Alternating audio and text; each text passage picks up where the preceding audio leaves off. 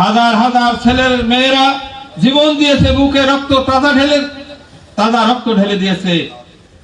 হাজার হাজার, কত হাজার ঠিক নাই, আমরা যেটা সর্বশেষ পরিসংখ্যান পেয়েছি অর্ধ কোটি প্রায় যুবকেরা তারা আহত অবস্থায় পঙ্গুত্ব বরণ করেছে, কেউ এখনো বিভিন্ন হাসপাতালে চিকিৎসাধীন আছে। তাদের চিকিৎসার খোঁজ খবর নেওয়ার মানুষের খুব অভাব।